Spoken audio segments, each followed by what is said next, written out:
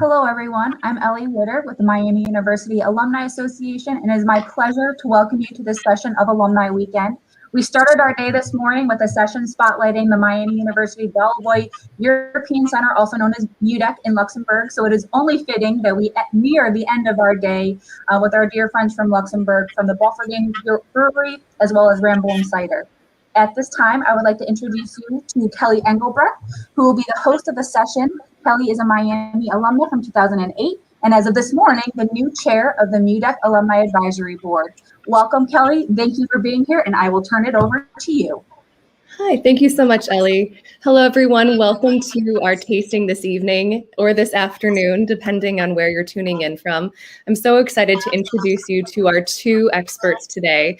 The first is Mathias Lentz. He is the director at the Bofferding Brewery, which we all know and love, so it needs really no introduction. We're all very familiar and enjoy Bofferding, probably a little too much sometimes. For those of you that don't know, Bofferding is Luxembourg's largest brewery, and we're so excited to have him here. Next, we'll be hearing from Jacques Roberto, and I'm really excited to introduce you to him today because he's going to be sharing some Ramborn Cider with us. He's the CEO of Ramborn Cider, which is the first cider company in Luxembourg. And it's also already in its within the last couple of years is an award-winning cider company, which is really exciting. You'll learn more about this in his presentation, but it's more than cider. There's really a dedication to bringing back this rich heritage that Luxembourg had hundreds of years ago in making cider, and then also reviving and preserving Europe's rainforest. And I can't wait to have him tell us more about that over the coming hour. So thank you so much for being with us here today, gentlemen.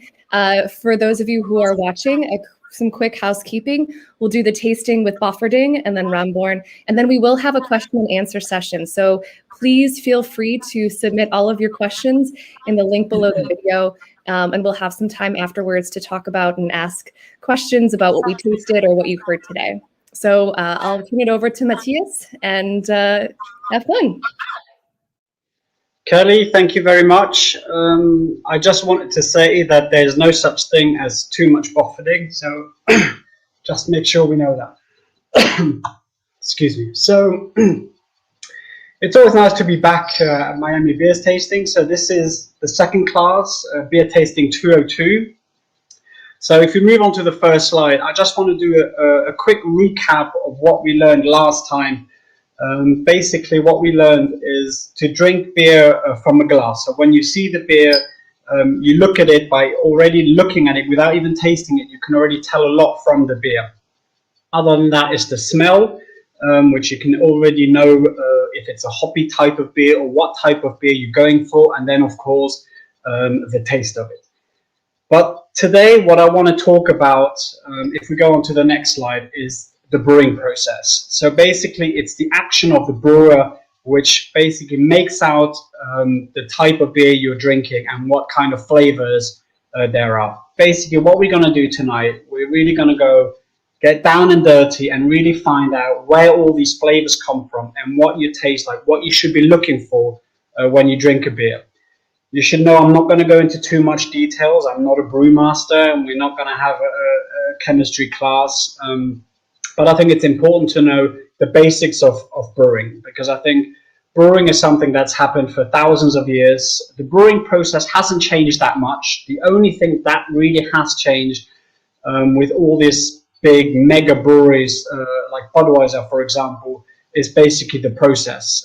It got more consistent, obviously it got more economical, and it's more efficient. But the actual root of the process hasn't really changed. So for the Bofferding beer, we use 4 different products. It's malt, water, hop, and yeast. I'm going to discuss all of these products and what the effects are in the beer. And then I'm also going to talk about the company itself and how ecological we want to become, because I think nowadays it's a very important subject. So if we start off, the first ingredient that you need is malt. So the malting is basically the barley that you have, and it's put into water and it's kind of soaked up. So if you go on to the next slide, we can see that there are a lot of different types of malts. So there are around 500 different malts that can make different colors of beers. So if you have the first one, it's a very light one. You'd go into a very light kind of Budweiser kind of Pilsner. It's something very light. I don't want to say watered down, but there's a lot of water compared to the very end one, which is a stout. Basically what that is, it's the malt that's roasted. It's like when you roast coffee beans. It's the same type of process. And depending on what type of flavors you want, you will malt it in different type of flavors. So for us, we get our malts from Germany and France. Luxembourg doesn't produce the amount that we need. We do work with organic farmers in the north of Luxembourg to brew a special organic Bofferding beer.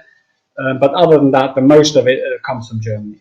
And then when we talk about the recycling part of it, I think for us it's very important.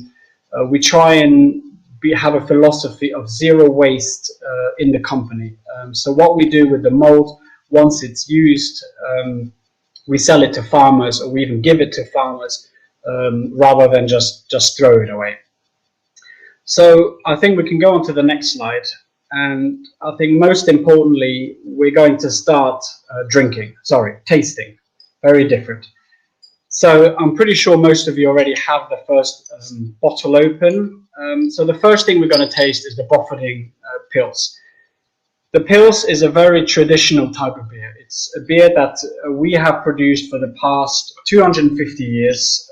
It's a classic lager with a lot of malt. So for one batch, we use around 3 tons of malt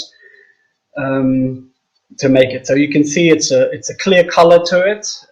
When you smell it, you can taste you can smell a bit of malt to it.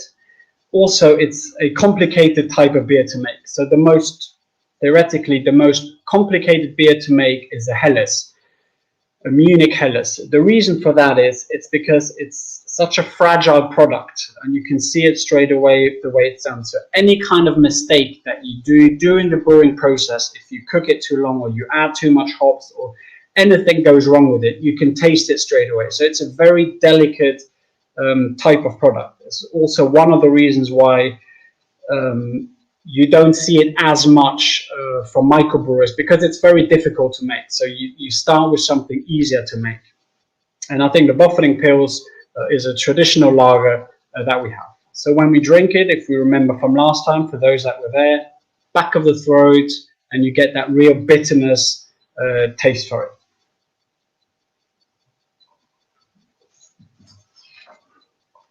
Always very good. So when we move on to the next slide, I think it's definitely more fun when we have a drink while we discuss this. So the next step of the brewing process, now we have our malt. The different step of it is to add water. Basically, you have this the malt and the water, and you put it together, and then you have this sweet sugar water kind of product, which we call a mash. So if you go on to the next slide, the water shows us that it's actually very important. I mean, beer has at least 80% of the product is water. So depending on where you are around the world, the beer has an effect on the water has an effect on the beer. So for example, if you live in the Rocky Mountains, you'll probably have much more fresh type of water, which would be ideally for a lager, rather than if you live, for example, in the countryside in the UK, which will have a lot of sodium and chlorine in it. This will be more for a hoppy type of beers. So if you do want to brew at home, and if you use a lot of tap water, because that's usually the easiest thing to do, you will have chlorine in it. And I think the easiest way is if you add hops to it, it has a nice reaction to it. But don't forget that wherever you are in the world nowadays, it's very easy to manipulate the water, so you can make it any kind of flavor, if you will. You can add ingredients and you can take some out depending on what type of beer that you want to make. So if you go to the next slide, we'll discuss a bit how the Bofferding brewery uses the water. And basically, the water being such an important element of the brewing process, we've always worked from it for the past at least 50 years on how to reduce the water wastage. So in the 80s, we had about 10.5 liters of water for 1 liter of beer. So that was a lot of water wastage. But it was also a time where you thought differently about the world and kind of protecting the planet. But it was something that it was always part of our mind, also for cost reasons. I mean, let's be honest, we still have to place a tax on water. So around the 90s, we started doing a SIP system, which is a cleaning in place, basically cleans all the machineries in a closed circuit and recycles the water, rather than in the 80s where you did it by hand. Usually we'd put students in the tanks, we'd give them a hose and a bucket, and then they would scrub. And obviously they would spend hours in there just wasting water. And this is one of the ways how we reduce waters. In the years 2000s, we kind of got down and we tried to improve the water wastage by the cooking process. Because when you do cook the water, so now we have the malt and the water together in this mash, and you have to cook it. And once it's cooked, obviously it evaporates. So before that, the water would just evaporate and leave. But now we've tried to recover it and recycle that water so we can use it again, so less water wastage. And then now the next step, which is a project that we've started, and we're still on the other slide. It's the process that we started today, will be finished 2022, where we are recycling all our wasted water to be able to be as good as nearly drinking water, so we can reuse it for cleaning. So basically, it will take us 2.5 liters to make 1 liter beer, which will be a revolutionary thing. The other important thing about the water that we use is we have a well at 335 meters underneath the brewery, and it has 0 nitrate. This is something that measures the pollution. So 0 nitrate means that this water, it's 30,000 years old and it's never seen any kind of pollution. That means it's a very, very pure water. I mean, it's so pure that we've decided last year that we were going to market it and call it Lodis. So now we're not only in the beer business, but we've also started the water business because we've noticed how pure, how fresh our water is. And this makes a big difference also of the quality of the beer that we produce. So if we move on to the next slide, we will get onto the next step, which will be the hop. So basically, the hop is the most important part. If we click again on the next slide, we can see that we can add the hop into 2 different parts. So the first one is when you have the mash. So you have the malt and water, then you cook it, and then you add hops to it. The other part is you can do it a dry hopping, which is very popular for most craft beers. It gives that extra hoppy bitterness flavor to it. And that's basically also a way to kind of put more aromas to it. Going to the next slide, we can see that hops, to be honest, is, well, the rock star of the beer world. Everybody knows about hop. Everybody is an expert. Everybody likes a lot of hops. To be very honest, hop is a seasoning in beer. You don't actually need hop to make a beer. It's just something to give it that extra oomph, that extra flavor if you want. Also, you don't use a lot of hop. To give you an idea, so in the Bofferding that you're drinking at the moment, to make 1 batch, we use around 3 tons of malt, and we use 1.8 kilograms of hops. Unfortunately, I don't know the conversion. I guess I should have known my audience and I should have changed the conversion. But you can see that there's a very big difference from malt that we use to hop. It's literally just a bit of salt and pepper that you use when you cook. It's not necessary, but it adds a bit of flavor to it. So the hop comes from different regions around the world. Nowadays, you can get it from pretty much anywhere. But the most popular one is Hallertau in Germany, which has more of a herbal taste to it. This is the one you use in the Bofferding beer. Then you have in Kent in the UK, they have more of a fruity flavor for it. And then obviously it's become more and more popular in the US, in Washington State, in Yakima area. It's actually a hop area that has any type of flavor of hops. It's very popular because you can really get the hops flavor from the world in just one area. And it's just become such a commodity, such an important thing that people just want to have it, and everybody seems to know about hop. I think we've tested, if you ask 100 people who know nothing about beer, what ingredients do you use to make beer, 99 of them will name hops. And then for the other ones, give or take, we're not quite sure.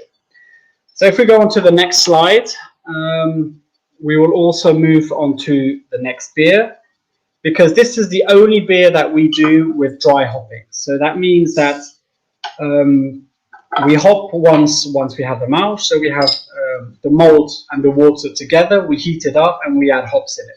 But at the very end of the process, we add a little more hops in it.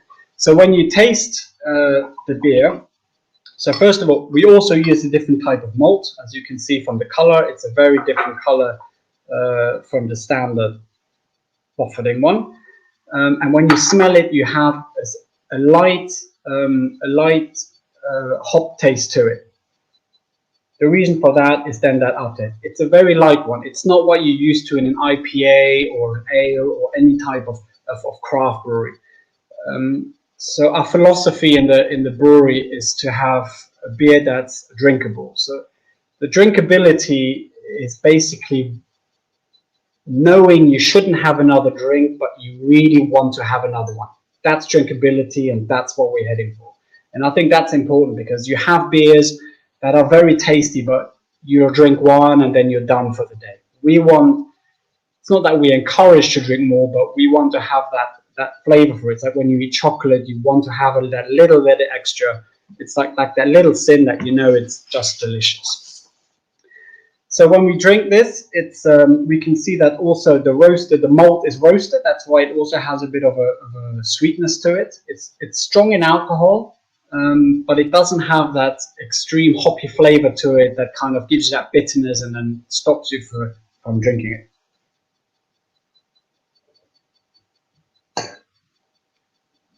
So you can have that slight coffee taste to it, a bit of caramel to it, and that's what it is. We can move on.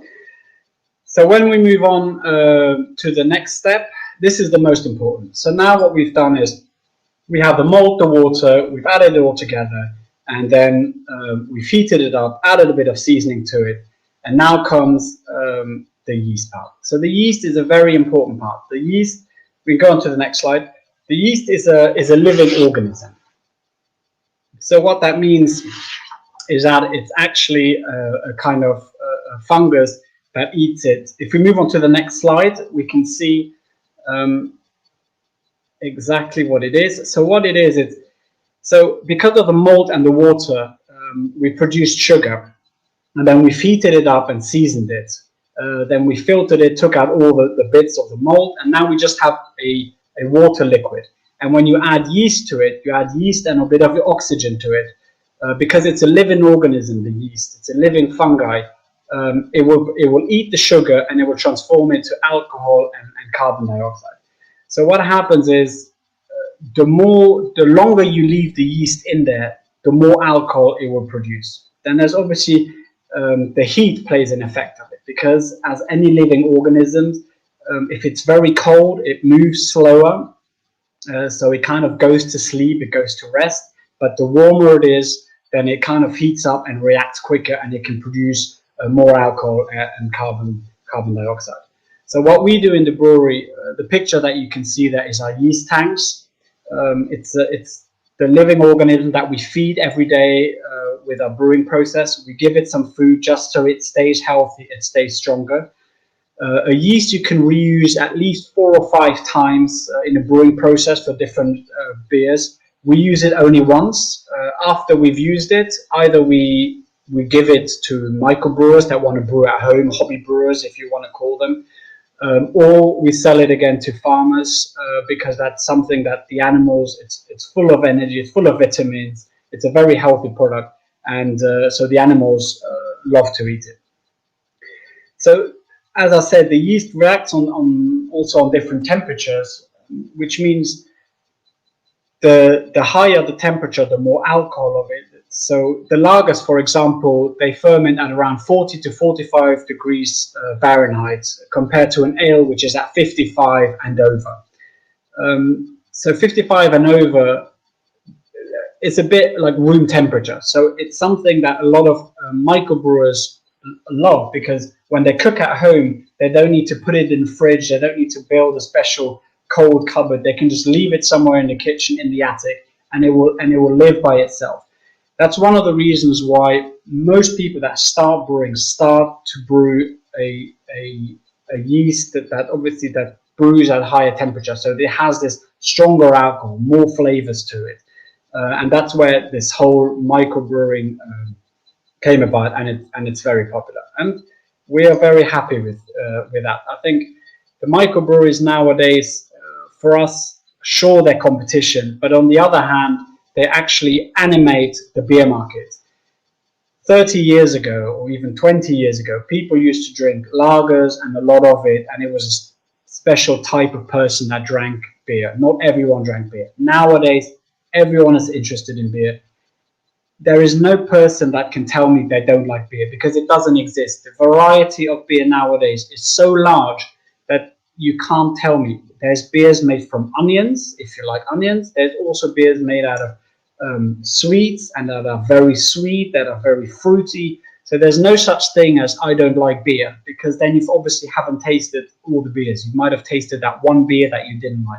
So I don't believe there's somebody that doesn't like beer. If you don't like it for health reasons, because you have a bad reaction to yeast, that's fair enough. But for the flavor itself, it doesn't exist, in my opinion. Then if we move on, so now that we've done the beer, so now we've produced the beer in a very quick way. We have the malt, the water, we heated it up, we added the seasoning to it, then we cooled it down and let it ferment. And then the important thing is the packaging. How do you package your beer? What's the best reason? So nowadays, the easiest way and the cheapest way is canning. That's why cans are becoming more and more popular. They're also a bit more eco-friendly than plastic or other things. So if we move on to the next one, the next slide, we can kind of see what it looks like for us. So what we do is we have bottling, we have canning, and we have kegs, different sizes, all different sizes and different formats. The question that comes up a lot is the difference. My beer tastes better in a keg than it does in a bottle.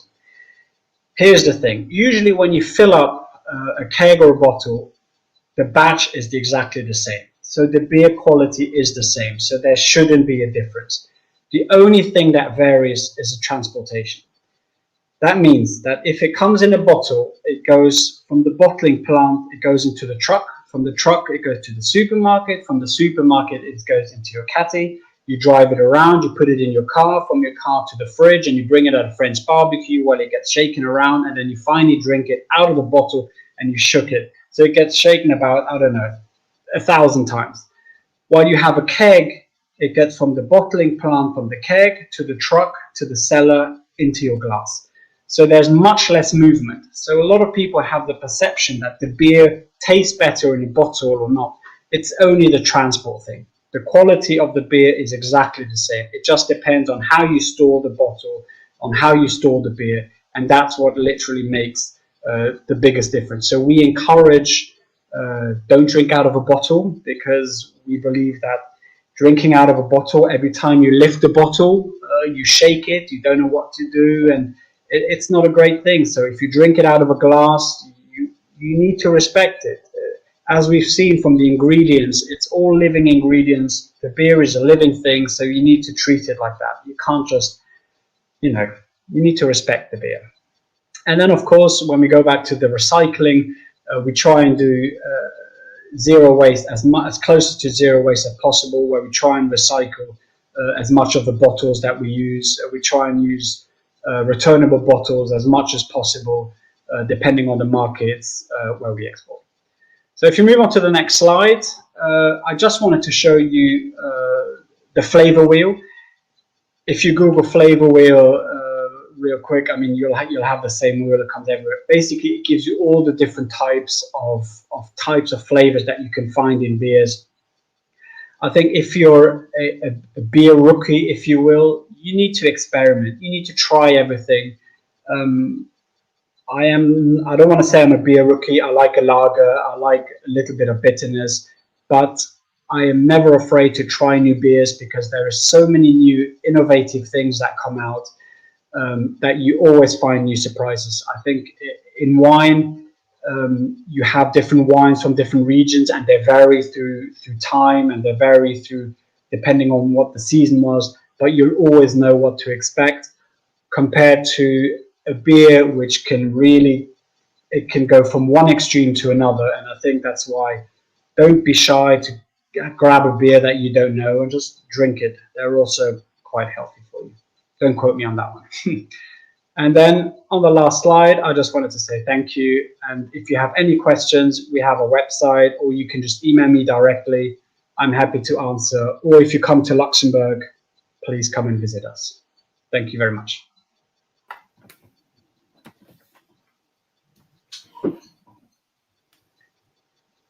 Sorry, technical difficulties. Thank you so much, Mathias. And of course, if you have any questions right now, you can go ahead and put them into the link underneath the video, and we can answer some of them tonight. But in the meantime, I'll go ahead and turn it over to Jacques Roberto with Ramborn Cider, so he can tell us a little bit more about what they're doing in Luxembourg right now, and we can try a little bit of their product. Thank you.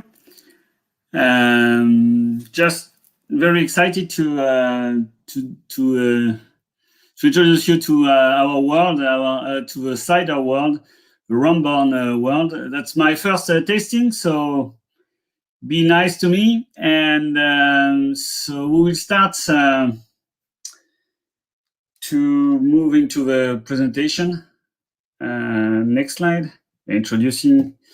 So just that cider is has a long history in Luxembourg. In fact, in the region where we are located, what we call in German the Großregion, you have a lot of different. You had a lot of different producer cider or fizz, like the German call it, and in fact, Ramborn started. I would say is a funny story. For friends, for Luxembourgish friends in Scotland, having a cider in Scotland, and they just say this cider is horrible. We can do better in Luxembourg, and it's how it started. And also, the point is that the traditional apple trees in the region decline a lot during the years, and that's one of our goal is to make it alive again. And we are not only producing, but we are also working on the trees, working on the orchards to make it to bring back this cider culture in Luxembourg. Next slide. As we use only pears and apples, which are in meadow orchards. Normally, in almost all commercial cider that you can find, it will be done. We produce with trade juice concentrate or purchased juice or cold storage apples. Apples grow in monoculture plantation. That's not the case for us. We use only fresh press juice from meadow orchards. So that's we have one person in charge of planting and also taking care of the orchards. Can you next slide? Yeah, we work, as I mentioned, there is one person from Ramborn working in the orchards, but also we work with the farmers in order to revive, to maintain, and to improve the trees in our region, in the Luxembourg region. And yeah, that's really a nice, how can I say, a nice goal, and it makes sense to work for Ramborn, because you are really a part of a global concept, and yeah, that's interesting. So, as I mentioned, we are not using concentrate, so working with meadow orchards is slow. It takes, next slide.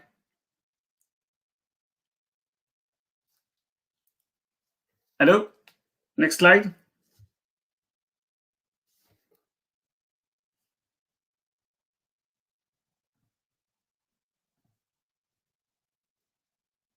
Hello. Elle est partie là. So that's, can you hear me?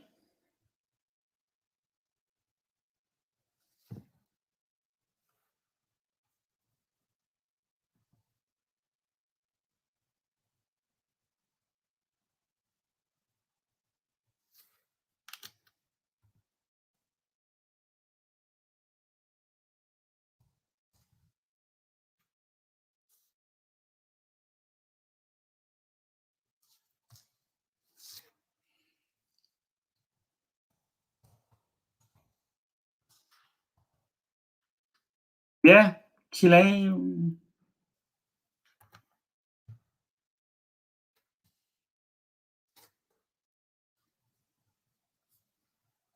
Yep, you're good to continue. We can hear you. Yes, you can hear me? Yes. Yep. Okay. I was simply alone. Maybe we can go some slide back. Sorry. Some information about the trees and about, yeah. So again,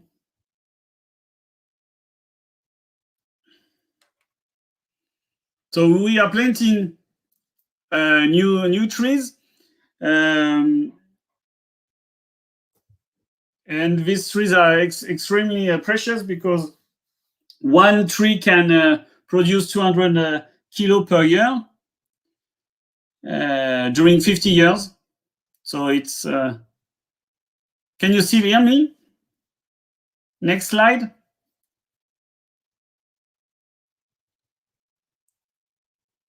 Yeah, so one tree takes 25 years to reach maturity, and then we get next slide.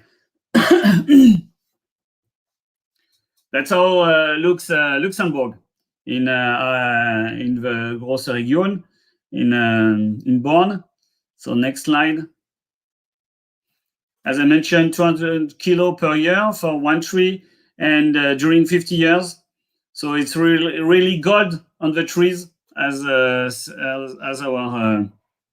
slogan said. So you see, it's one tree is 20,000 bottles of cider. So you can drink a lot. Next slide.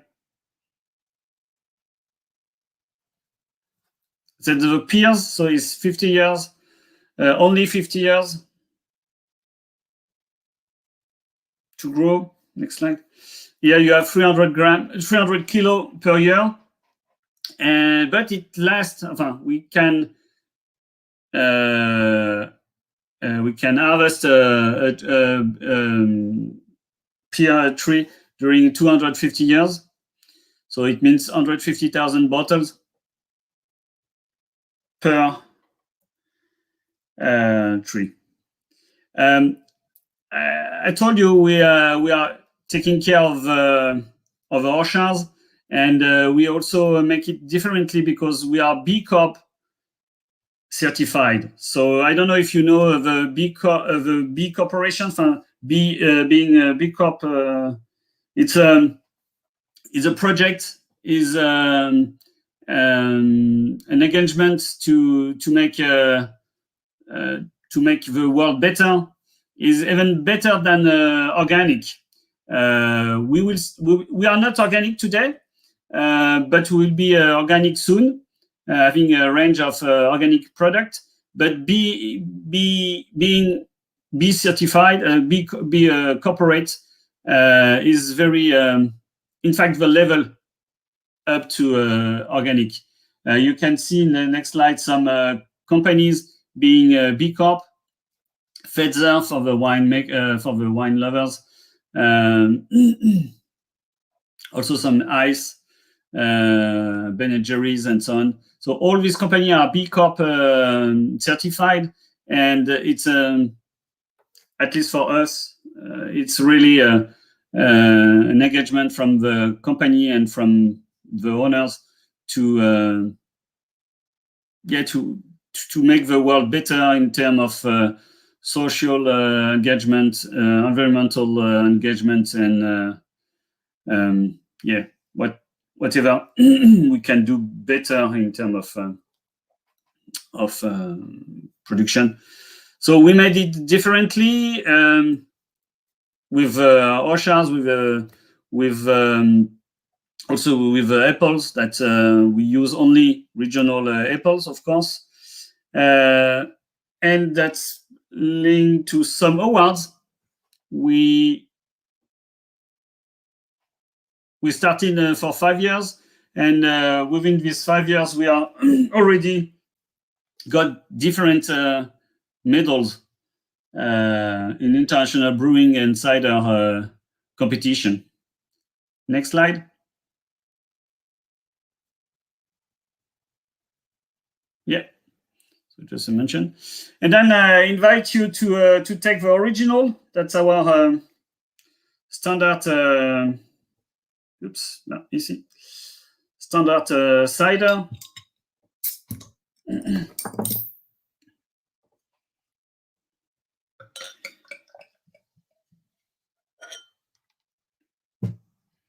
So you can have you can taste the cider. You will have a crisp, refreshing taste. As I mentioned, only apples from the region. So Rambo. That's why we are the name of the company is Ramborn.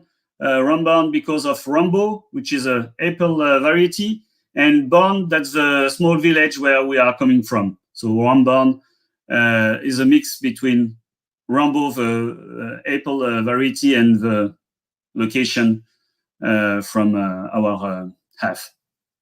So yeah, you have different apples like Rambo, Bosca, Bon Apple, and so on and so on.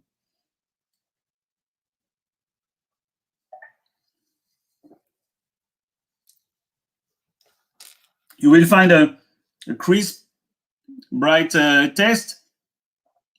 You will have a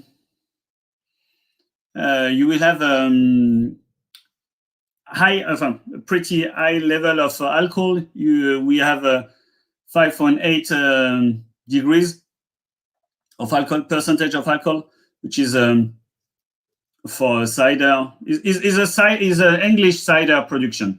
It's not you have 3 different type of production: the French one, the German one, and the English one. And we took the English one because that's the one which is closer to what the owner like. And yes, it's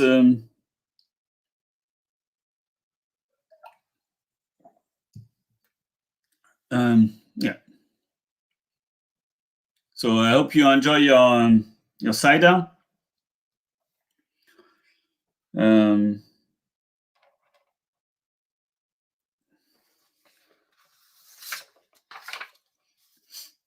Yeah. Now you, I don't know if you know that.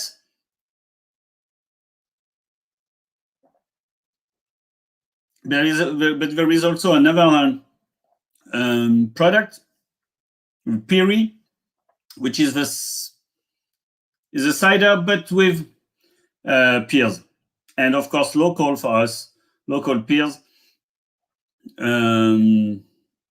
And you have today with Ramborn Perry, you have a chance to taste one of the best Perry in the world. We got a double gold medal in different competition, and it's really one of the best Perry of the world. So I invite you to also to taste the Perry.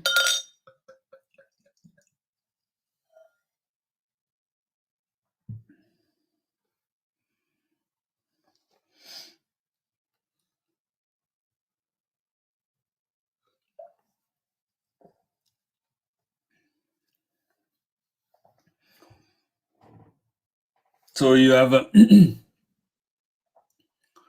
you can recognize the pear taste, but it's not too much astringent at the end. It's very balanced in comparison to other Perry. So a very nice and refreshing drink. That's what we are looking for by producing our products. In the cider world, you have it's the same done in a brewery, IPA and craft beer and so on and so on. So you definitely have people who are crazy, making crazy experiments. We are a small company, but we try to have a refreshing product, and that's just what we are aiming to do. We as I mentioned, we started for 5 years, and now we already started. We got Corona, and now we are our goal is to develop the business in everywhere in the world, and in the US. That's why I'm very happy if you like the products. That would be great. Cider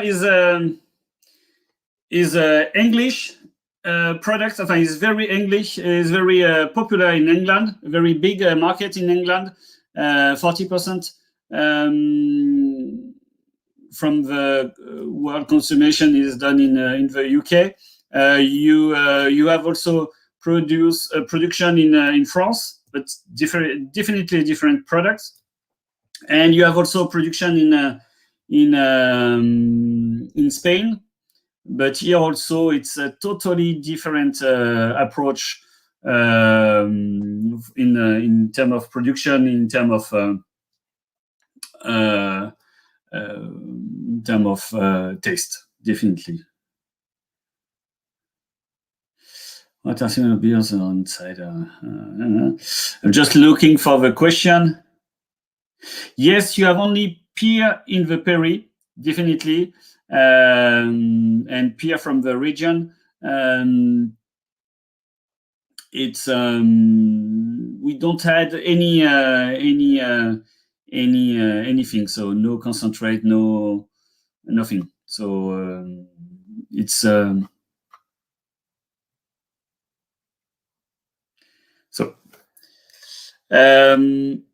that's all. Then I hope to see you in Luxembourg. Have a nice tasting, and bye. Thank you so much, Jacques and Mathias.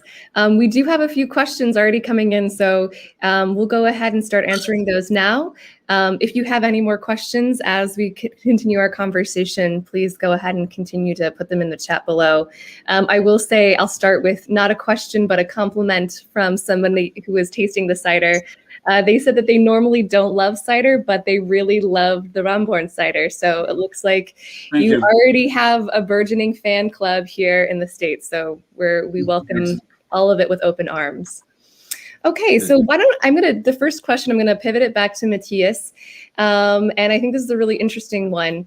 The person asked, I've seen some beer being marketed as organic. Is all beer organic, or does it require a special process? And then also, does Bofferding consider their beer organic? Okay, difficult question. So there's different things. So most beers are organic. So especially all German beers, they have a Reinheitsgebot, which is the law of purity, which means that you have 4 ingredients and nothing else. So all beers are organic. There's technically, but nowadays you can have a lot of different products, additives, conservatives that either you have a longer shelf life, or for example, when we discussed the fermentation process, you can add some ingredients. So the fermentation process usually it lasts between 6 to 8 weeks. You can accelerate it. So you have some big breweries that actually make it very fast, and it lasts 24 hours. So all these things makes the product not organic. But I think overall a beer is organic. The discussion is now you have to trace back all the raw materials to get the organic label. Once that is done, which we have on 2 of our beers. We also have a vegan beer. Every beer that we produce is vegan. Every beer from tap. The only thing that changes is the glue on the bottle, because if the packaging isn't vegan, then you can't label it as vegan. So we do have even some vegan beers, but that's only because the packaging is vegan. The beer itself is all vegan. They're all vegan because we have 4 ingredients and nothing else. Hope that answers. That's fascinating. I feel like I just learned a lot with your answer. Thank you so much, Mathias. The next question is for Roberto, and you started to answer this a little bit, and I wonder if maybe you could expand on it a little bit more. The question is, how popular is cider across Europe as a whole? I know all of us are very familiar with our time in Luxembourg, spent drinking lots of Bofferding, but if we were to go to Europe, hopefully tomorrow, how often would we find cider just across France and Luxembourg and Germany? Is that a big part of the drinking culture as well? Not really. It's not a big. We do not have a big cider culture. And furthermore, in France and in a lot of countries, it's really seasonal. Of course, during the summer, but also before in France for Chandeleur, it means in I don't know how it's called in English, but it's in February, something like that. You have one day where you are eating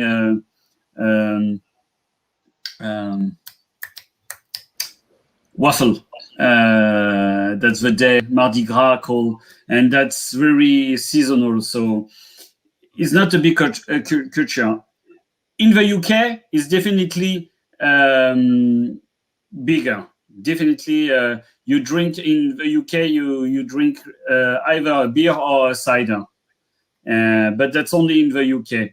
And then you have also some countries like part of region like Spain, where you have in Basqueland and in Istria a strong cider culture. But here also the product is totally different. What we taste tonight is very acid and depending your taste. But for me, we had a tasting yesterday, and we tasted this Spanish product, and it was definitely.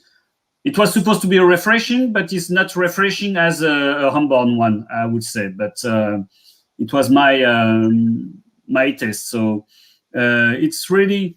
Yeah, UK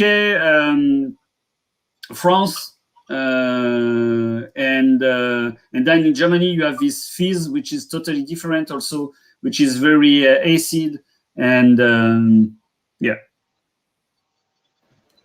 that's Fantastic. for the business. Yeah, and now Luxembourg, which is really exciting, and such a cool thing that you're bringing that back to Luxembourg. So I think this is a really interesting question. Speaking of taste, what are some similar beers and ciders that may be more available in the States? I know you gave some recommendations for those of us who were not able to maybe get the Bofferding Ramborn pack for this tasting, but if we wanted to recreate this on our own, which beers and which ciders would you recommend, if there are any? Jacques? I have to pass because I have no idea of the US market. So sorry, I cannot help you on this one. Just drink Ramborn and Bofferding and it will be okay. That's the only thing I can say. No, really, I have no idea what. I think I can add a little bit to it. I think that, well, first of all, there's no such thing as a Bofferding taste or a Ramborn taste. So I think you have to come to Luxembourg. But in the beer world, if you would have to compare it to the Bofferding taste, so you have to go for a lager that is a bit, it's got that hoppy side for it, so a bit like a Stella Artois, but the Stella is, it's a bit too hoppy. It's not as, I don't want to say bad things about it, but it's not quite the same. It doesn't have that, it's more of a mass-produced type of, what you're looking for is a local, small brewery lager. I think that's where, and I think you can find them more and more nowadays, especially in the US, and that's, I think, what you should be looking for. Or come to Luxembourg. Of course, yeah, always going to Luxembourg is always the best option, right? But thank you so much. That makes a lot of sense. And I guess sort of related is, can either Bofferding or Ramborn be purchased in Ohio? We will have to see with Ansay. I know that was the plan. I'm not quite sure where they're at the moment, but that is the plan. If not yet, then in the near future for both. I can speak for both. Yeah. Fantastic. Exactly. Okay. And if not, we can just make a road trip to Wisconsin and hopefully find some there, which would be great, where Ansay is currently based. Yeah. All right. I'm tempted to end on this last question, but I won't. And that question is, can you sing your best or your favorite drinking song? But I won't ask you gentlemen to do that. Instead, I will just say thank you and end on this final comment from one of our viewers, which was fantastic cider and beer. Definitely making a stop on our next trip to Luxembourg. So I don't think it takes much convincing for us to enjoy some of the delicious beverages that Luxembourg has to offer, but you definitely gave us such a treat by bringing them to us here in the States for this evening, and we really appreciate your time and your education around both Bofferding and Ramborn cider. So thank you so much. Thank you. Thank you. All right. Enjoy.